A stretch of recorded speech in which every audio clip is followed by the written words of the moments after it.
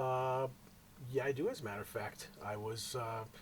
I, I let's see. This would have been 56, probably when I was 14 years old. I was playing.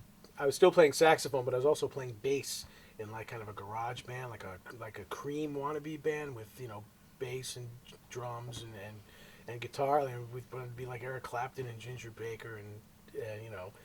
But it wasn't very good, to be honest with you. So I was just channel surfing on the radio, and I heard African Ripples by Fats Waller, which is a solo piano piece, and it was just a total fluke and a total accident. I had never listened to jazz before that at all, but this piece just, I couldn't believe it. It knocked me off. It knocked me off my feet. I'd never heard piano playing like that before.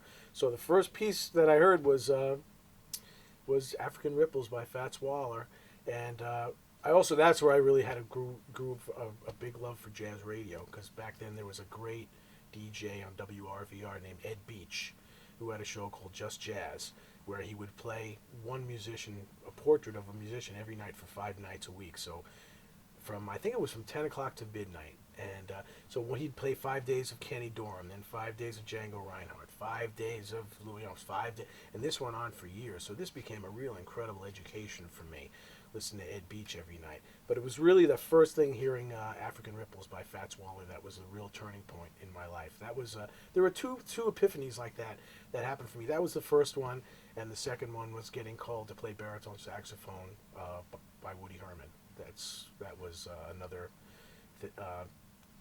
Just a total, tweak of fate that was completely unexpected.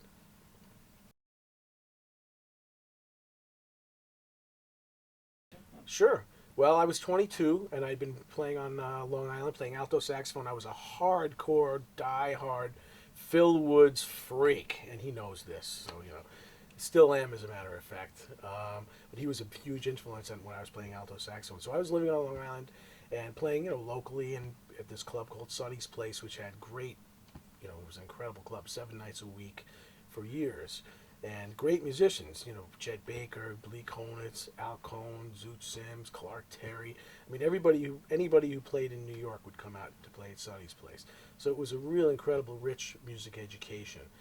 So I started to play there, and I had my own bands there, and I was playing with a trumpet player named Glenn Drews. We had a group called the Long Island Jazz Quintet, and so 6 months previously, he had been called to join Woody Herman's band. So he was out on the road with Woody Herman's band. I was still playing alto. Baritone was not on my radar at all. I never fantasized about it. Never really listened to baritone players. It was just I was a die-hard bebop alto saxophonist. So out of the blue, the phone rings, and it's Woody Herman's band asking if I want to go on the road to play baritone sax, because Woody's saxophone section was the four brothers, right? Three tenors and a baritone. There were no altos. So that presented an opportunity to go on the road for 50 weeks a year. That band was still, this is 1978. They were still on the road 50 weeks a year, touring all over the world, playing dances and colleges, and very full itinerary. I mean, we would play 5, 6, 7 nights a week sometimes.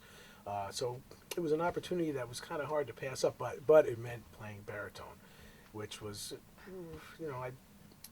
I gave it some thought. I said, well, this opportunity might not present itself again. So the one thing about it that is both my parents are teachers, and this happened. I was in my 4th year of college.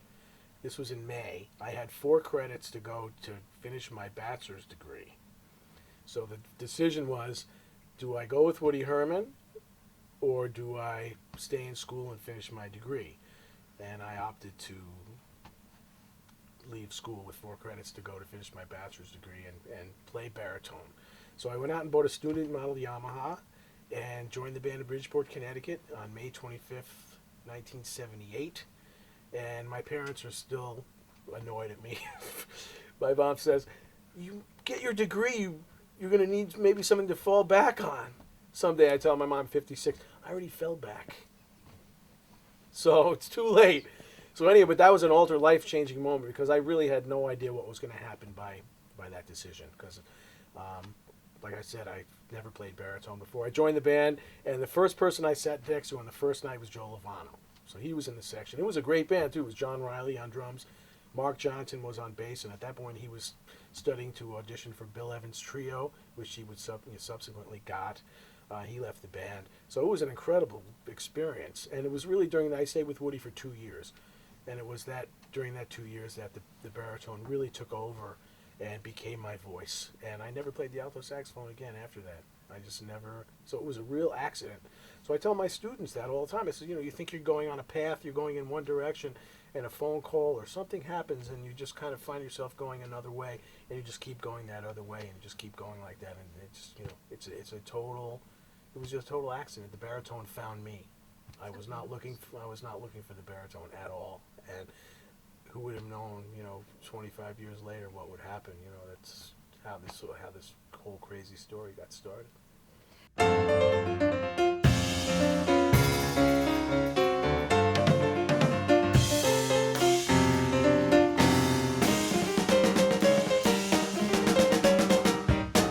Gary Smulyan. Great.